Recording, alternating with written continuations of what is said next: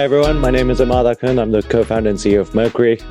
We offer banking for startups at every stage. And we have credit cards, venture debt, and all that stuff. We have an awesome panel today. We have Howie Liu from Airtable. He's the co-founder and CEO of Airtable. What is a one-liner for Airtable nowadays, Howie? We're the connected apps platform. Is the new one-liner. Okay, awesome. And we also have Shuo Wang. She's the CRO and co-founder of Deel, which is a global payroll system, right? Yeah. I thought it would be great to get the three of us together because all three of our companies in different ways kind of led with product-led growth, even though we have kind of different distribution channels maybe now. I thought it would be good to start off with kind of thinking about your early stories. I think both of you have like really interesting kind of early distribution stories and how you thought about product-led growth from the start. Maybe Howie first.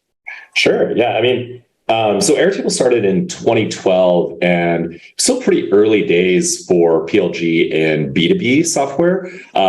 Slack hadn't launched yet. I think at the time, like Dropbox was the best, kind of success story I had heard about, at least. And I think we just kind of went with a PLG approach by default because we didn't necessarily know how to sell the product, and our core strength was like building an awesome product, right? And we just hoped that, like as with a consumer product, it would get take, but more for businesses than individuals. And so we spent a few years building a product that we just focus as much as possible on making it as intuitive as possible. The core idea behind Airtable was take the power of a low-code app platform, relational database, interface, collaboration, et cetera, and distill it into a form that's like super intuitive, right? So almost like think about it as like a FileMaker Pro, Microsoft Access for the modern age. And we just put a lot of effort into making it as accessible as possible, thinking about onboarding, et cetera, and launched. And it took. So it was kind of just a choice that we made early on, and it worked. That's funny how you say B2B product-led growth wasn't like obvious by 2012, because like by the time Deel and Mercury launched, it was, the path seemed obvious to go like self-sign up and like all of that stuff. So what was the alternative? Like everything else was sales driven? Yeah, I mean, I remember talking to VCs at the time, and some of them were just adamant about like, this will never, be the way that you can build a B2B company, like a real B2B company at scale. Like there were some very small, like, I think 37 Signals had some products at the time. There was like, Basecamp and like, products like that, but they were kind of very small scale and no large enterprise or B2B company had been built at the time on PLG, really, unless you include Dropbox at the time, which is still very consumer oriented. So yeah, I mean, I think like the alternative model was like build a product that primarily was driven by sales. And now, like, I mean, not to ruin the punchline, but I think like, every company has to probably think at some point about a hybrid approach, even if you start with PLG. Yeah. Sure. What about the Deel story? How did you think about PLG? Yeah. So we founded Deel in 2019, right? So at that time, we like a PLG is already a very mature model, and then I think a lot of companies are very good at PLG, and we learned a lot from Airtable as well at that time, right? And then we designed the product to enable users to do self sign up, and then also streamline the entire process, and then build a really good guideline for them to onboard on their own, because when it comes to payroll product and then global payroll, it is actually very complicated because the rules for every single country out there is very different, and then the client will automatically want to know, like, how do I hire in UK, how do I hire in France, how do I hire in Germany? They're all very different, right? So and then we build all of those content in product, and then enable to client to first sign up and then select the country that they want, and then automatically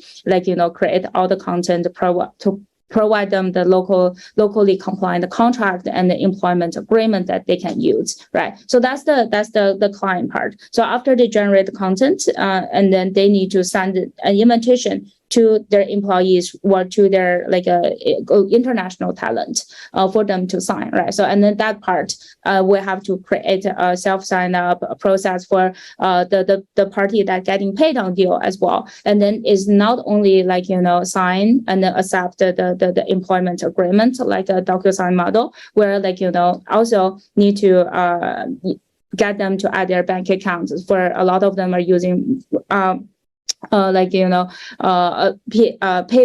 TransferWise, or localized bank accounts. We have to make sure that they understand how to set up and what are the potential fees, and then what is the fastest way with the lowest cost, right? So all of those actually got improved a lot along the journey. Yeah. One thing that's interesting about both your businesses is that, the onboarding bit is quite hard, right? Like you have all of these kind of two-sided kind of onboarding experience, and Airtable is quite a difficult thing to understand initially. Was there, I guess there's often do things that don't scale mantra in startups, whereas it seems like PLG is the thing that scales, but it's hard to build. So was there temptation to just use humans to kind of fill in the gaps in the kind of initial period, or you were just very committed to making it so the product did the work? We felt very strongly that it had to, the product had to be self-serviceable, right? So what we did do was, while we were still building the product in private alpha or beta, and we spent 2.5 years building the product before launching publicly, we went out into our own networks and just found teams, people, small organizations to be super early users of Airtable. Well, Airtable wasn't even called Airtable at the time, but Airtable. And obviously with them, we would do some hand holding and onboard them, because, we knew that onboarding was an important but separate problem from once you get to steady state with the product, does it serve the value prop, right? Can it be the thing that you use for an ongoing process, let's say for a nonprofit, to do all their donor management and program management and all that stuff? So we knew onboarding we could get to at some point, but we wanted to first make sure the core premise of the product worked. So we did kind of skip the first, the onboarding part to figure that out. But then once we launched, we felt it was very important to actually get self-serve in the product, especially since early on, it was a lot of smaller teams, SMBs that were adopting Airtable. Maybe, by the first year, we had started to see adoption within enterprise. But with SMBs, we knew it wasn't going to be cost effective for us to go and try to do founder-led sales into a lot of little, use cases. I think for us, initially, I did it as well, right? So, and I was on customer support. I think Alex and myself, my co-founder, we were on customer support intercom 24/7. And then because I was based in the US and he was in Europe, so we were able to cover all the time zones. So at the very beginning, it's definitely very manual, but because unlike Airtable, unlike Howie, we launched the product at a very fast, right? So we didn't wait until we have a really mature product or framework. We just launched the product, and then we learned a lot from our users, from all those feedbacks and client questions, and then we further added all the features that they request, and we're still doing that today, right? And then I think the one thing when it comes to from manual onboarding to further automated the process is that as I mentioned, it is the employment agreement is different from country to country, right? And then sometimes a client comes in, they want to add their own special terms when it comes to hire a international employee or international talent, right? And then they want to be able to customize the employment agreement. At the beginning, we didn't have it. At the beginning is a standard template, and if they want to customize, they have to download and then convert it to a doc, and then add it, and then upload again, and then be able to send to Deel. And then just because of that, we took a lot of time understand the need from the client, and then build like a customizable template, and then there are like different addendums, different scenarios, and then different IP clauses compliant to local requirements that the client can like use just directly and add it to their customized contract, and then they will be able to just do everything on platform without involve our legal, without involve like their legal. Yeah, I think that work with clients and then collect their feedback and incorporate their feedback to the product design is what we have grow into like a more and more PLG or like automated systems. Yeah, got it. That makes sense. So it wasn't all fully like PLG right day zero. No, which makes sense. You mentioned that investors didn't always get PLG. I always thought with Mercury it was actually kind of hard to define it, because like you have to say, oh, some of our growth, or like actually even now half of our growth just comes and it just magically appears. It's not like where sales you can say, I will hire more salespeople and it will drive more growth. Like, how do you think about, especially at the early stage where maybe you don't have already all the proof points, how do you sell product-led growth? Like, is it kind of just pitch it? You mean to investors? Yeah, how do you pitch it to investors? Yeah.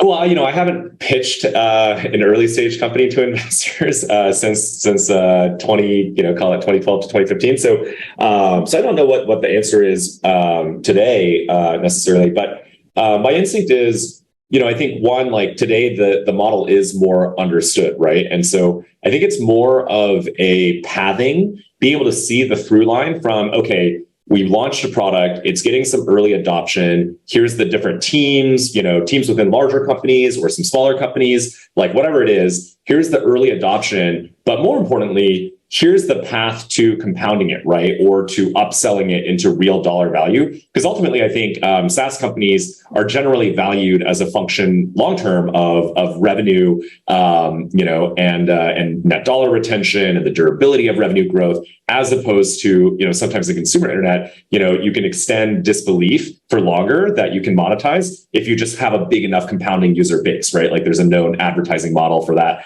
So in SaaS, I think like revenue matters and matters pretty early on. But I think having like be able to have a credible story of how you're going to take that early adoption and either, grow it within accounts. So if you're a seat-based product like us, okay, we're seeing these little pockets of adoption. Here's how it's going to expand to like bigger deals, even eventually wall-to-wall deals at companies. Obviously, Slack really helped pioneer that story.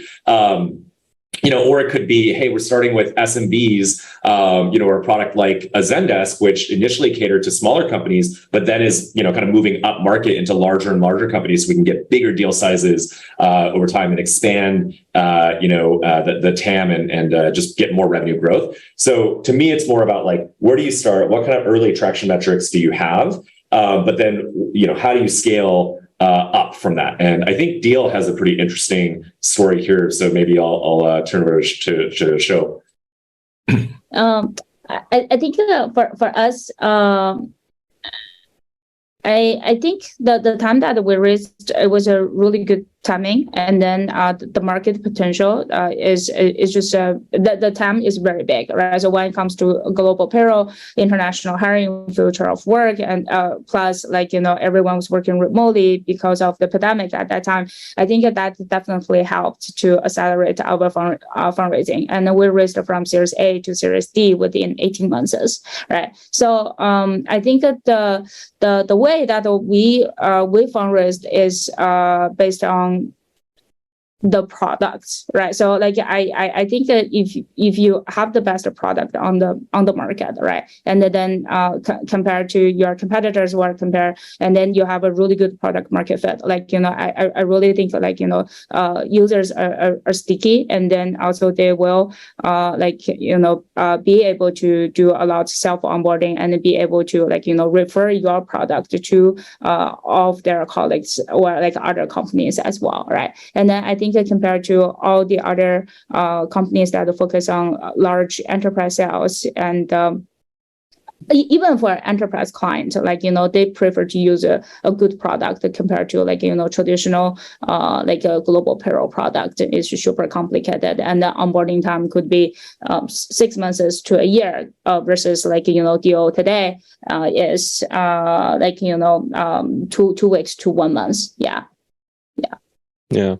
Did you guys ever figure out a good metric for measuring how good your product-led growth is? Like, is there, like in social networks, there's like K factor or something like that. Is there a similar equivalent that you think about? Well, I think there's a few different, if you think about the flywheels in PLG, especially team-oriented products, I mean, every product is different, right? Like if you're doing payroll, like, it's a very different kind of adoption mechanic than like if you're doing a seat-based, like can spread from one person to multiple people, like Airtable or Slack. And I think for us, at least, there's first of all, just how much top of funnel are you getting? And I think that often is a function of like NPS, which literally is like, a measure of like how willing are people to talk about your product, right? Are you willing to recommend it to other people? And so having a great product that isn't just pretty, delight is not just prettiness. I think it's actually solving like a deep need that in a delightful way that people like, solves a problem, but actually like does so in a really nice way. What do you think is a good NPS for a PLG product? I mean, like, obviously it needs to be positive. Like you can go negative in NPS, right? I forget what the midpoint is. I don't think I think it's almost more of like, what's the status quo? So if your status quo in like payroll, let's say, is like really low, like ADP probably has like a negative, NPS, then the bar might be different than like, if you're competing with like other really slick UX products, then it has to be even higher to cut through the noise, right? So, I mean, I think like obviously the higher in the closer towards 100 you can get, the better, but I don't think there is a single right answer to it. But, I think, I think there's the top of funnel. There's how many people are talking about the NPS or the product and hearing about it across different companies. But then I think within a company, for us at least, there's this dynamic of like, what's the K factor within that company, right? What's the viral loop? First person comes in, builds an Airtable, shares it with like 5, 10, 50 people. Do more people kind of take it and share it onwards or build new use cases onwards? And of course, within larger enterprises for a seat-based product, that expansion can be pretty profound, right? Like we were finding early on at a really large companies like Fortune 500s, we could grow from like 1 to hundreds or even thousands of users organically. And so like we actually saw a very different kind of viral growth within large companies as we did between different companies. Sure. Any metrics that you think about? Is NPS like the main one that you think about for PLG? I don't think we actually measure the NPS properly. At least we never set up the structure to collect it in a way as other companies is doing today. But I think what we do is that because we have two parts, right? So we have the users that are making payments on Deel, the employers, and now we also have the employees who are getting paid on Deel, right? So what we are measuring, whether is people is willing to refer our product is actually from the employee side as well, right? So we build the communities, and then because they're international, there are not a lot of such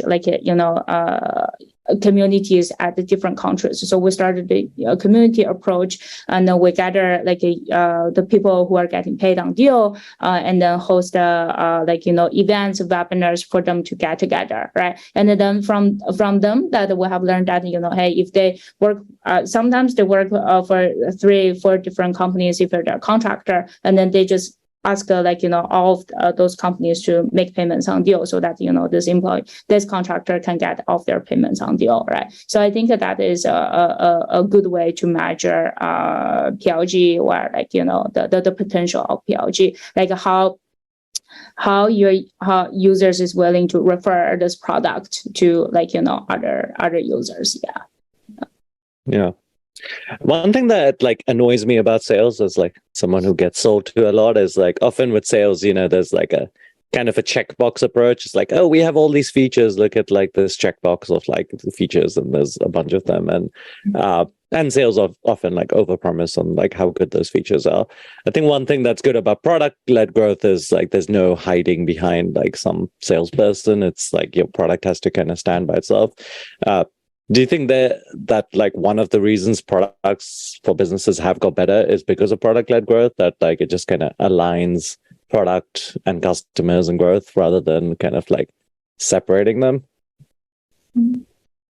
I think it's that, the causality is both ways. I think first of all, probably just, there's a higher expectation, in the workforce today of high quality products, right? I think increasingly people in the workforce today grew up with really great products, like software product experiences, and just don't tolerate worse products, right? It's kind of the same reason why there's more of the bring your own device to work trend. Like you want the high quality, phone to be able to use even in a work context. And so I think there's this demand for it. I also do think that, as you put it, the advent of PLG and having high quality products in every, increasingly in every category, whether it's payroll or collaboration or, knowledge sharing, et cetera, is also, kind of setting setting a higher standard within each of those categories for the quality of the product, especially for the end user, not just the buyer. Because, I think there can be a product that's actually really good for the buyer. Let's say it's a CRM that has amazing reporting functionality, and that's a different, legitimately good product value or good product UX versus is it also good for the end user, the sales rep, let's say entering in activities, et cetera, into the CRM. So I think all of the above are true. I will also add that I think in this new world, even when you do sales, I think the person you're demoing to often has more of an expectation to see a good product, right? Whereas before, I do think maybe 10, 15, 20 years ago, the way people bought software was very RFP driven. Here's just a list of checkboxes. Whereas now I think the quality of the product does matter, especially when the product needs to be deployed to lots of people in your workforce. And if they don't figure it out, then the product's going to be shelfware, right? It's not actually going to be used. And there's probably a long history of scarred buyers who spend a lot of money on software that doesn't actually fulfill its purpose. So I think buyers have just become more savvy, and now having a great product can both help you from a PLG standpoint, but even if you are taking it out to the field with direct sales, I think there's still an advantage to having an awesome product. I totally agree with you on that front. I think the PLG is totally about the users, right? So how they feel about the product, and then the user feedbacks. And then today, just set a very high standard for a product compared to previously, right? I everyone's using Salesforce, right? So there are some features of Salesforce is really good, but there are some improvement on other features on Salesforce that can improve, right? When we talk about CRMs. Yeah. So, and I think that also, when it comes to sales, there is also implementation, right? So if we design a really, really good product, right, and a very intuitive, great user interface, and user can just do self-serve, they can actually save a lot of time from the implementation, and then does not need to use this implementation services as well. Yeah. There's a pretty good question from Ian Atha, and he asked about horizontal versus vertical, I guess, products. All three of our products are pretty horizontal. So I wonder if PLG works a lot better with very horizontal products versus kind of, I guess, more niche vertical products. I guess Mercury and Deel kind of have to be horizontal, but I know, Howie, you thought a lot about horizontal versus vertical products. How do you think about horizontal versus vertical as it comes to PLG? There's a few dimensions here. The benefit of a horizontal product is you just, there's more TAM, right? In our case, we can serve almost any kind of company you can be a small business using us for inventory management, but we can also power really large customers like Netflix doing content production workflows, marketing, legal, all these different types of workflows across the entire company. And so the benefit of horizontal in PLG especially is if you can get some adoption in one sector, then you can get viral spread between different companies or within the company. And there's just more, I guess, of more market to go after. And you can get more, almost think of it as like different pockets of organic growth around different hotspots, right? Whether within an account or between different customers. I think some of the challenge though can be like, especially in the earlier phases of a category, it's not obvious to people like how do you what's the use case for this horizontal product, right? Some products are a little bit more self-evident. I think one of the reasons why Slack did so well is like it's kind of self-evident how to use chat, and chat itself is not a novel category, right? Nor is Zoom, which we're all using right now. And even Airtable, I think we intentionally made the product feel as easy to use as a spreadsheet. So therefore, like if you already use spreadsheets, you could come in and use Airtable, but then obviously it offers a lot more functionality. So I think horizontal can be tough if you're trying to build a completely new way of working, like a new product experience. But if you can latch into some existing mental model or category, I think it can work better. And then in terms of like vertical, software, I think vertical software tends to be easier to sell, right? Like you have a much more clearly defined buyer. And so if you want to sell it, you can go and have like a very specific, ideal customer profile that you target. And it's much more, kind of precise when you go out and find those people. I think for Airtable, we've tried to actually do both, as in, we obviously have this really flexible horizontal platform, but even from early on, we built templates on it, right? So that if you're coming in and you want to use Airtable for CRM or for a marketing calendar or whatever, you can just start using it for that. So it almost gives you a little bit of the best of both worlds. I think now increasingly, like we are investing into building more pre-made apps on Airtable, like for key use cases, so that again, it has kind of the best of both worlds. It feels like a vertical product. If you want to use us for, let's say, a product roadmap, you can just start doing it. But then also, underneath it is this completely flexible foundation, so you can build any other use case connected to it that you want. I think also to add to that, I think horizontal products can increase user stickiness, right? So so they have more services that they're using from the product, and also there are more options, and then it's just harder for them to churn from compared to a vertical product. Yeah. Another thing is like it increases serendipity.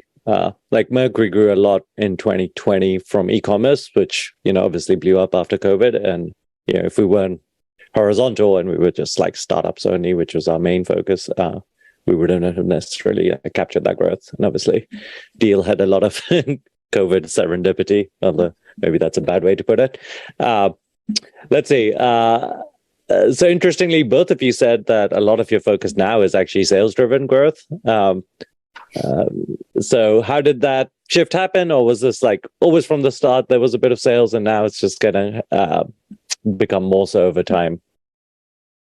Yeah, Immad, we want to hear from you as well. So I think you should go at some point on this topic. But, I think for us, it's a very natural progression. There's a great piece by Sarah Guo, who used to be at Greylock, now has her own practice called Designing for Buying, and it kind of talks about the transition from like pure PLG to like kind of a hybrid model where, especially if you move up market into true enterprise, there's different buying and adoption patterns, right? Some companies just don't even allow for like bottoms up spread of products. And even if they do, there enters a point where it's like, you have to go talk to a more senior buyer to like consolidate the usage. You have to go through procurement and security, all that stuff. And also there's an opportunity to go on the offensive and not just do it because you have to, but also like kind of find that more senior buyer who really gets the value of Airtable and can deploy it to even more teams and become a champion for the product, right?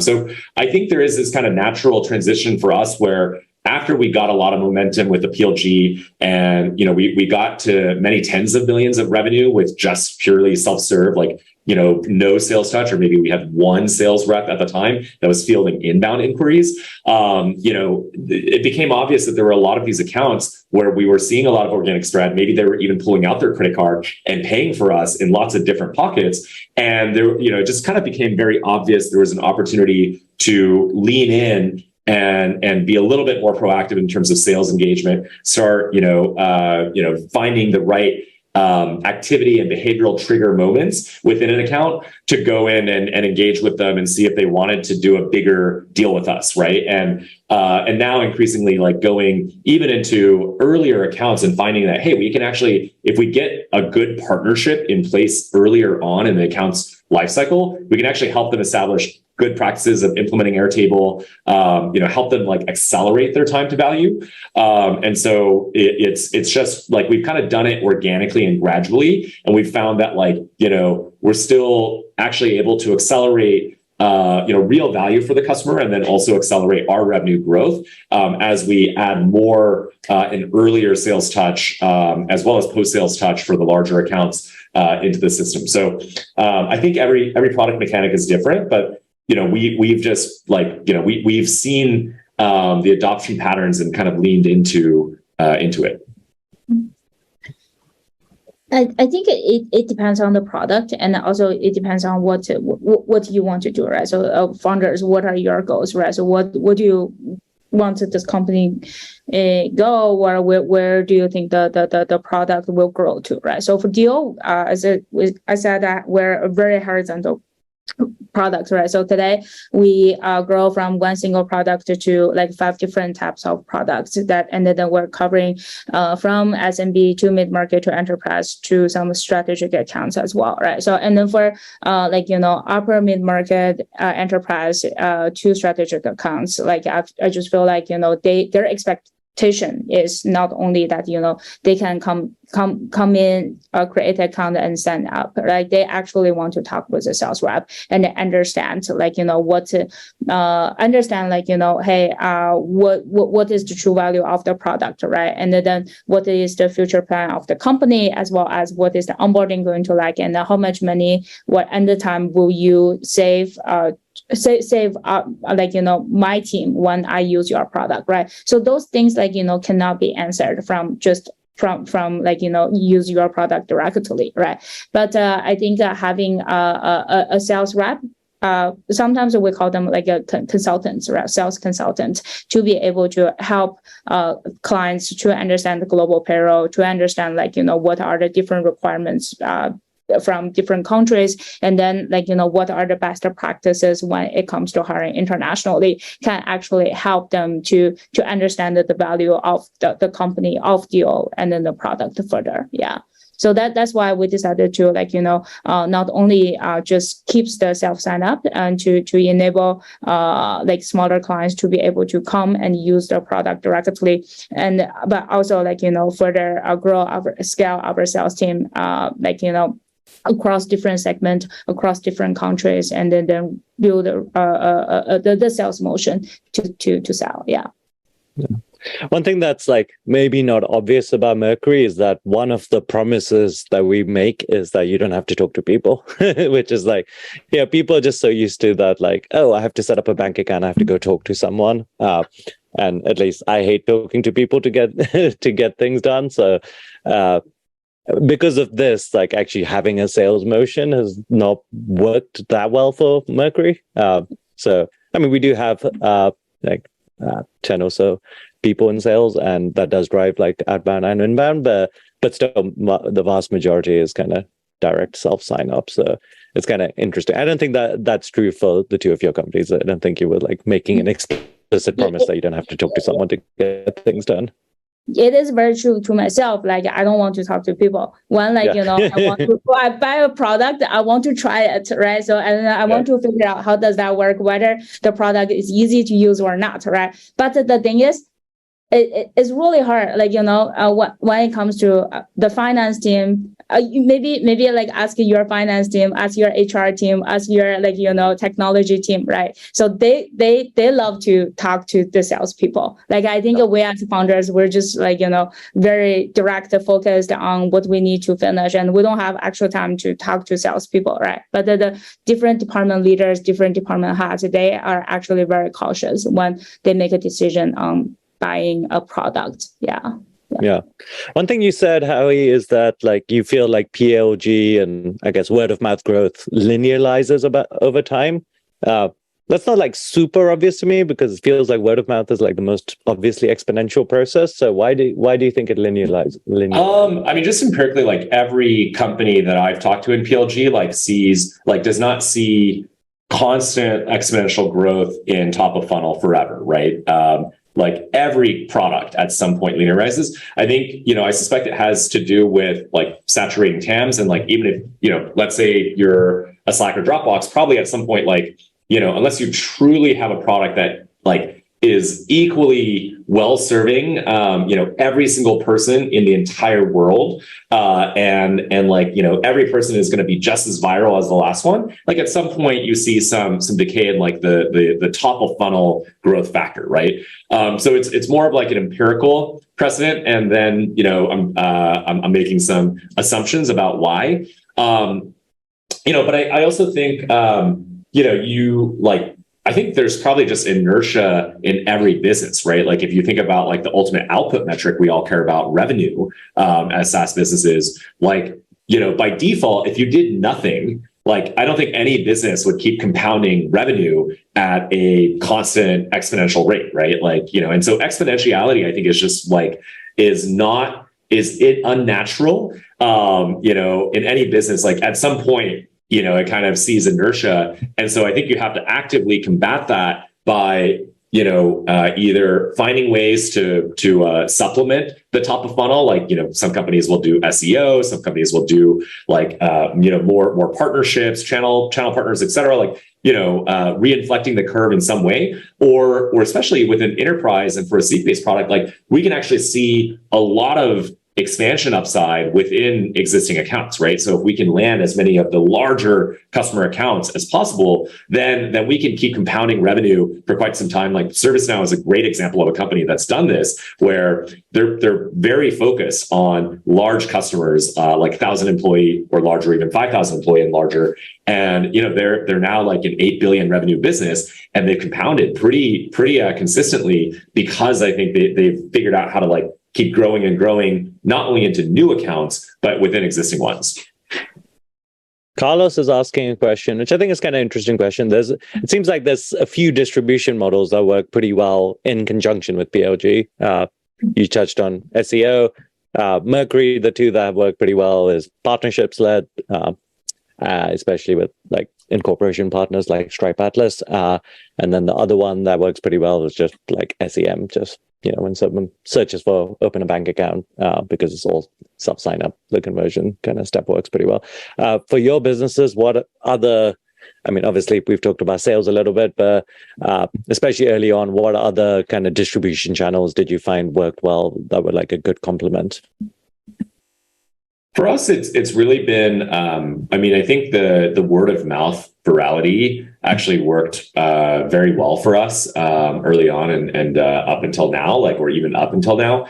And so like we actually didn't do a lot of any of the other tactics. Like, SEO did not drive a significant amount of top of funnel for us. Like we tried some stuff around like templates, SEOing on our templates and so on. But like it was, very incremental compared to the overall just organic,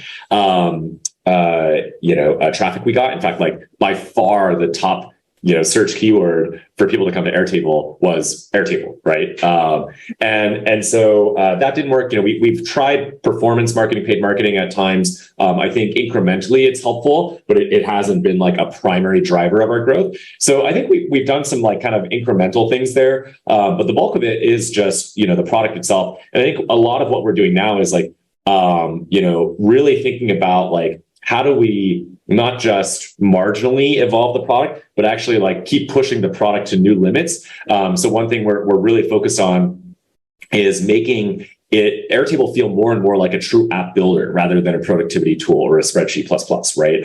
And so, that's always been our, kind of aspiration or our DNA. And now we're executing on it with, an interface designer layer where when you build on Airtable, you can now create a very streamlined interface, and it's only going to get better, where, the end result that you deploy to an end user is even more intuitive to onboard into. And so the idea will be that you can now deploy Airtable to many more people than you would have before if they, wouldn't have, wanted to come into like a full productivity interface. And instead now they can get a very simplified, streamlined interface. So it just opens up more TAM. It will increase the K factor in the sense that more of these end users will take into Airtable and give us more activated and paid seats. So we're kind of making bigger product bets to expand that footprint over time. And then on top of that, also, as mentioned, for us, it's really about landing into as many of the larger accounts as possible where we can get continued expansion over time because we just keep serving more and more pockets of the company. Sure. Did you find any other kind of complementary distribution channels?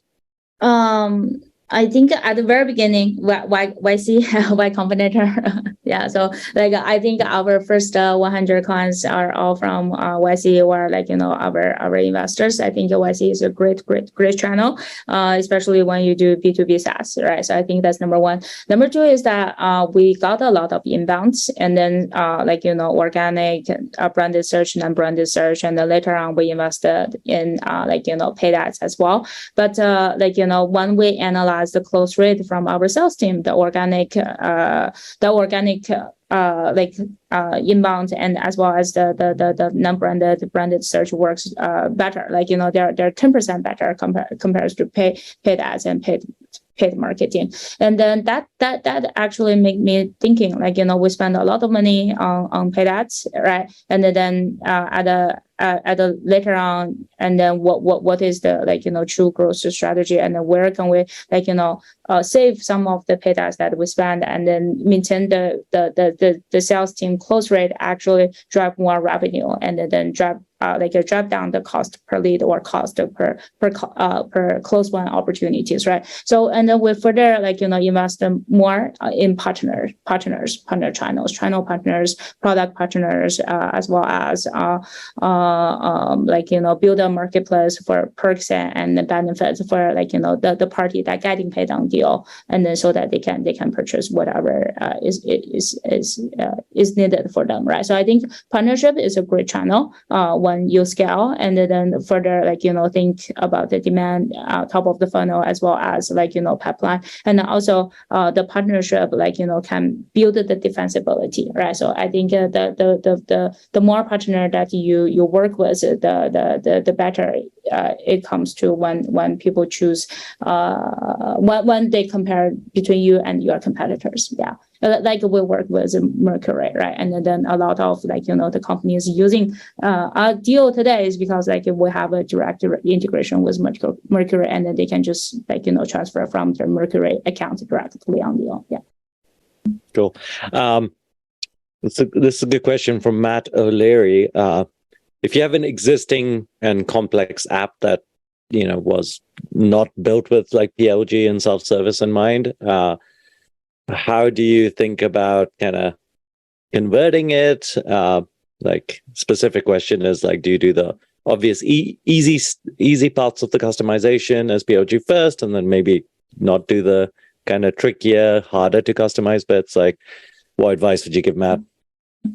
It depends on what you're looking for, right? So are you looking for growth, or why do you want this to be a PLG strategy, right? So are you looking for growth, or are you looking for the product is just a better fit for PLG, or what is the goal there, right? So, and then like, from what you want from the product itself, like I think you can further develop like growth strategies. I think PLG is just one of them, right? So, and then it works because your product is built for PLG. Your product is like, has the trait, has the nature to become a PLG, like, is good for the PLG strategy. Yeah. And then I don't know what the product is like. And then I'm not sure, like, just make a non-PLG native product to a PLG native product will be the best strategy to increase your growth. Yeah. You don't think any product can be PLG, or do you think there's like some product, like PLG native is kind of like an interesting concept? Like is there like there's obviously like collaborative things like Airtable that are more obviously like PLG native from day zero, but yeah, I've kind of thought about it as like any B2B app could be PLG, but like maybe there's some that can't. I think it depends on your positioning. I think it depends on the segment and the market that you're going after, right? So if you're going after like, just enterprise market, I like, no matter like how PLG native your product is, like, those people want to talk to your sales team. It's just because like, they can have this opportunity to align with like, each of the stakeholders, right? So they probably need finance, they probably need HR, they probably need legal, technology, procurement, all in one room, talk to your sales rep to make a decision together. Because at the enterprise level, it is never just about one department, right? And then I think for smaller clients, smaller segments, I think it is possible. It is possible, yeah. Like, the CEOs, the founders making key decisions, or single department makes the decisions, and then no further alignment needed across like departments. I think that's possible, yeah. Yeah, makes sense. I guess a question for you, Howie. Did it actually take you 2.5 years of development before launching?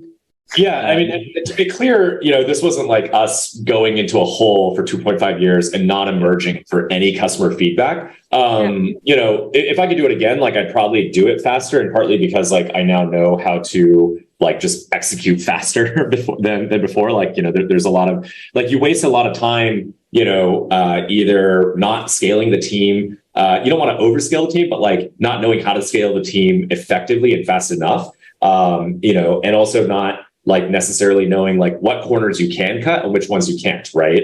So just with the benefit of experience, like, and certainly if I were to literally rebuild Airtable again today, we could do it faster. The reason we took this time was because we really believe that, this product was not one that was going to be trivial to build, right? Like I think of Airtable, like maybe similar to Figma, where there's an inherent amount of complexity. If you're literally taking FileMaker Pro or Microsoft Access and like making it much more modern, collaborative, real-time, web-based, and like even more intuitive, like that's not an easy product, right? This is not like Twitter, where it's like the MVP you can build literally in a weekend and just see if people like it. Like with Airtable, the MVP, like a weekend MVP would have proved nothing, right? It's like, okay, well, here's a form-based, very, very hacky thing. But like the whole point was, what if you had desktop grade UX in now a web-based product? And that's actually a really big wedge, because as with Figma, like, it improves the viral loop. No longer does every participant have to download desktop-based software to open, an app, but they can immediately collaborate and interact in a web-based context. So I think what we did do was like, we experimented a lot with the UX of the product early on. So we created kind of partly functional prototypes, front end only, back end was faked, tested that with users before we then went and built some of the heavier pieces. Like, it's also non-trivial to build a real-time relational data structure backend, like what Google Docs did for a document or a spreadsheet model, we've done for a relational data structure. And so that was fundamentally hard, but we didn't even want to take on that effort until we had like kind of vetted the front end, the UX part first. And so we did it kind of piece by piece and tried to get incremental product market fit validation even before we launched the product. You know, and it might be telling that like there are a few other products that were working on a similar concept or space at the same time, not just Figma, but even in closer to us. Like there was a company called Coda that's still around, and they also took like, I think probably around 3 years to build the product, and they were actually better funded and had more people than us. So it just, you know, it goes to show like certain products do take a while to build, and hopefully the upside is that you have a more differentiated moat once you've built it, right? Like you can't just go and like rebuild Figma overnight and attack them as a competitor, like you could a product that is simpler. So it wasn't something about it being product-led growth that lent, it was just like an inherently hard problem. It wasn't like onboarding. So, I mean, I can certainly think of like hard enterprise top-down sold problems. Take like this product Celonis, which basically plugs into like your SAP data logs and then like infers patterns about it. Very, very complex software. Also took a while to build. And in their case, it's not PLG because you can't like, you have to go and kind of sell it top down. It's all or nothing. There's no end user within the enterprise who's going to be like, oh yeah, let me just plug this product into our SAP data log and like, you know, open up the floodgates for them, right? Did it take a long time before you launched Deel? Sure.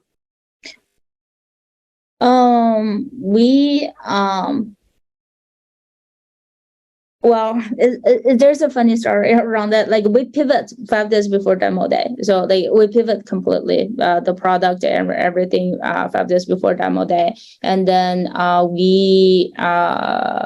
think we collect a lot of feedback from the founders in our batch, right? So we had about 200 companies, 450 founders, and we spend almost all of our time during YC talk to the founders, collect user feedback, and understand like, you know, hey, what is the product that we can build to help them. And then that's why we pivot 5 days like before demo day completely. And then just because we have their product feedback, we kind of understand like, you know, what kind of product that we want to build. And it took us about 2 months to build the product, and then we launched around like at the end of April 2019. Yeah. It took you 2 months. No, so not so bad. No. I think it took well, including the first product we built it before YC, and then the YC time I think is somewhere around the 6 months, 6 months. Yeah, 6-7 months. Yeah. I think there is like two different models to building like attacking a market. One is, you know, almost like SpaceX Tesla, where it's like you can't build a working electric car like in 6 months, right? Like there's just so many different parts of it. Even in like their first product, which borrowed an existing product, the Lotus Elise frame, to build it around, like it still takes a lot of effort. And so you kind of like, you know, have to go and build all the pieces for it to work at all. Or SpaceX, obviously, you can't just build a rocket in 6 months. So you kind of like spend a lot of this upfront energy building it. But then the hope is once you've built it, well, now it's really hard for other people to build it. I think the other approach is like, you know, and it, you know, to me, it feels like Deel falls into this bucket, is like you build something fast, you get it to market fast, you learn fast, and then you just compound growth and execute better and faster than anyone else. And then first mover advantage or fast, you know, execution advantage is a real thing and compounds over time. And so like both can be a real way to build a very valuable, you know, company and eventually have like a strong competitive moat. Like obviously Uber and DoorDash are examples as well of this, where it's like, okay, you build the product really quickly, you launch it, and then you just like execute really aggressively to gain scale advantages. So I think I'm seeing a lot of questions in the chat about like, what is MVP? Does it take, you know, is it a time thing? Is it like a complexity thing? And I think there's just two different models to building like still a very good, like successful company at the end of the day. Yeah. I mean, I've always thought about it as like, is it something fundamentally new? Like, I guess Deel probably had competitors, but at least my perception of it was, you know, before Deel, I'd have to like send people like international wires or something. There wasn't an easy way to pay international people and do it like legally. Whereas like things like Mercury and Airtable, like there are very established alternative ways of doing things that you have to like go to be 10x better. You have to go way above that bar, which takes a long time. Definitely. Yeah. I guess one question for Howie would be, it took you a long time before you could like go to investors and say, oh, look at our metrics, like they're so sick kind of thing. Whereas like obviously Deel could like just say like, oh, look, we're growing like crazy. Keep investing in us 5 times in 2 years. Like how did you kind of think about that chicken and egg, like when you didn't have those metrics to like show them? Yeah, I mean, I think it's a challenge, right?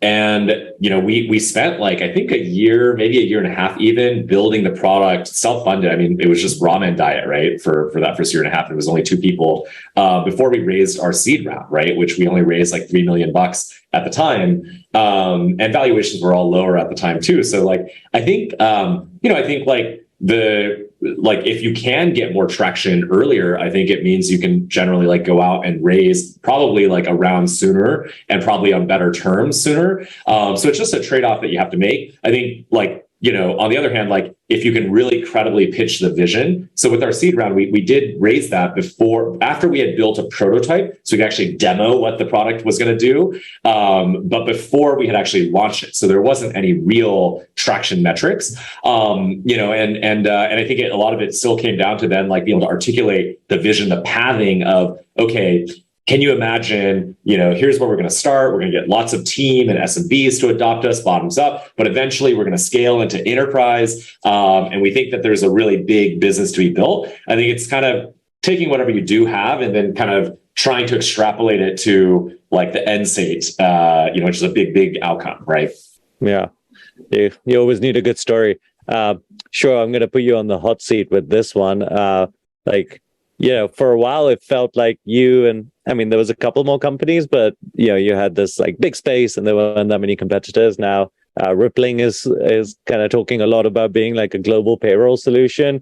I guess the question is like, how do you feel about them in terms of like stickiness, which I'm not sure what that means, but I'm interested like in general, like, how do you feel about the competitive landscape now that you've like established yourself and like it's getting busier? And like, I guess if there's a reference to product-led growth there, you can tie it back. Yeah, I think execution, and execution, right? So like, this is a good market. You have the good timing, you have the perfect product market fit, and you have the best product on the market, right? And then as long as you execute, you will still be running like way ahead of your competitors, right? We used to have all of our best friends, we started around at the same time, right? And then right now, Deel is much larger than remote.com, or Deel is much larger than Oyster, right? And then for Rippling, is they're doing good for US payroll, but when it comes to international payroll or global payroll, I think they're still very new, right? And then it will take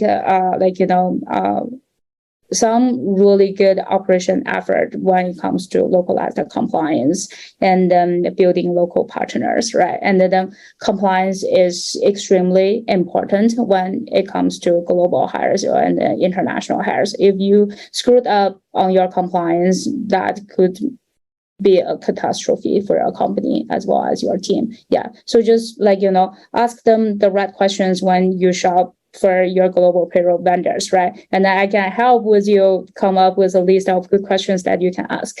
Yeah. Execution. And execution. Yeah.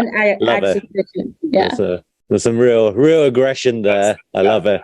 It's like the new location. Actually, Howie had a moment where, I think Microsoft and Google launched a competitor against Airtable. I don't even know what happened to them. I guess you just executed. All products. But I think that's so right. I mean, the beauty of software is that, literally any software can be built. But I mean, the Turing completeness concept means that, literally, I can build if I have enough time and ingenuity, like, and like I can build like any software that exists out in the world, like and so I think like the beauty of it is that like literally it's all execution, right? Like, I mean, there's nothing. I mean, maybe if you're like a social network, you have network effects and you can build on those incumbent advantages over time. But every company starts as nothing and builds something, right? And so, it's all about execution. The faster you can start learning from your customers, compounding your value, like building more durable advantages, both through go-to-market and product efforts, like there's no like easy coasting way to like win, right? And I think that's true in any market. Even if you have some like network effect that's very defensible, like eventually the market moves, right, and shifts. And like eBay, for instance, had the like textbook network effects, but now they're getting attacked by all these other different like players, whether it's Shopify for kind of the white label store platform, or like there's all these like different like P2P purchasing apps and like the real, et cetera. So like every category kind of gets disrupted by competitors aggressively. And so I think it's all about continued execution. All right. I'm revved up. This is 1 hour, so execute. probably a great point to end it. This is an awesome chat. Hopefully everyone enjoyed it. We're going to release this on YouTube, the recording of it. So you can check it out there, and we'll send an email to everyone that was present. Really appreciate your time, Howie. Sure. I think that was a ton of insight. So fun to chat. Soon. All right. Bye. See you all. Have a good weekend. Bye-bye.